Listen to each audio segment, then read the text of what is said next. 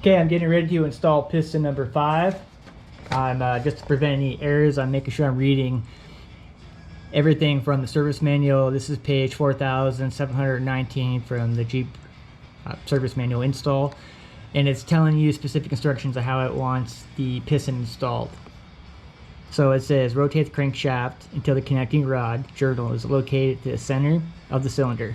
Insert the connecting rod and piston into cylinder bore by tapping down on the piston itself using a hammer handle. So before we get to that part, I just wanted to make sure I go over the basics of the piston. First and foremost, the bearings are installed and it's got sufficient assembly oil on it, assembly lube. Then the piston rings themselves. The top compression ring is at 12 o'clock position, second compression ring 6 o'clock, top oil ring 3 o'clock, bottom oil ring 9 o'clock, and then oil retaining ring at 5 o'clock or 7 o'clock.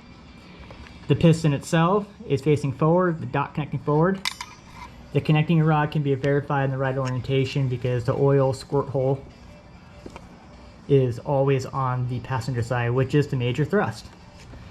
Now, because I'm doing this by myself, I would like to grab a piece of fabric here. It's clean, and this piston has been oiled down, and the cylinder has oil on it itself on the sidewall, so it shouldn't have any problem sliding through. But what I do is I like to put this cloth down just until the connecting rod clears the cylinder. I just don't want any scratching itself, so I like to set that down and then hold that as long as I can.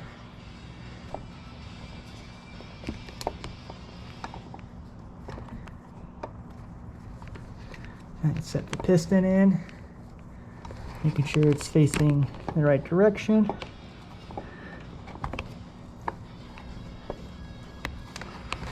Okay.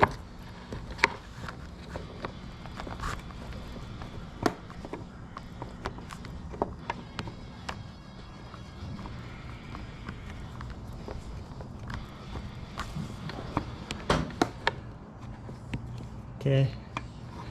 Now that the piston's in, I know that the connecting rod is just clearing the bottom of the cylinder, but I want to confirm.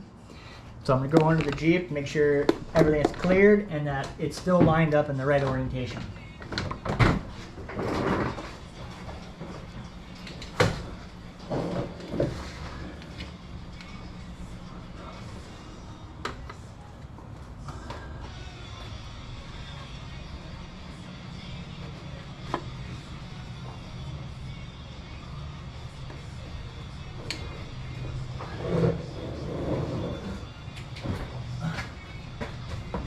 Okay, so the piston connecting rod has definitely cleared the bottom of the piston or cylinder. So now I'm going to go ahead and use a wooden mallet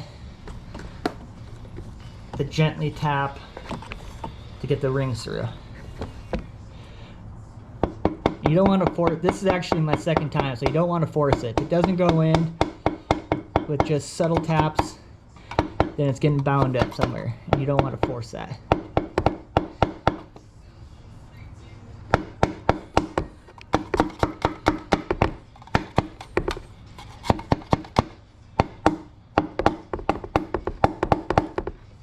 Like I can tell that is through.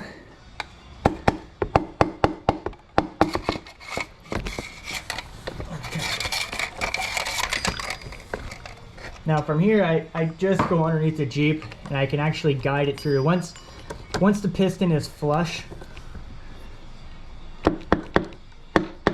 once it's flush with the block, you're able to get your hand through and pull it down, rest away. So you can make sure that the connecting rod doesn't bump anything or scrape anything, and that the bearing stays intact.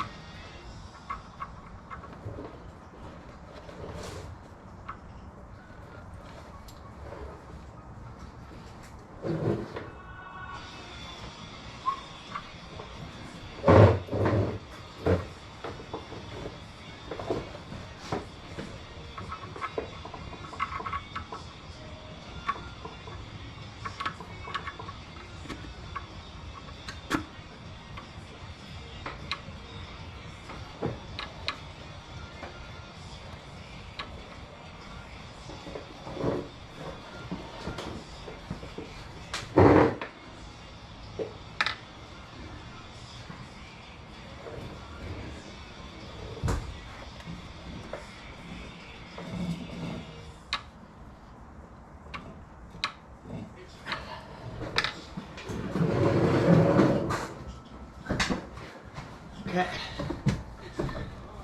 Let's give it a little tap here.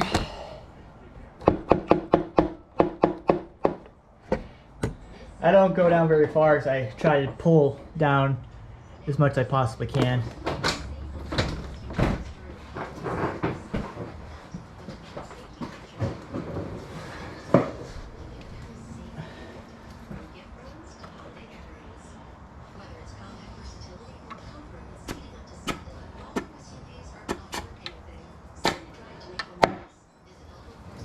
There we go.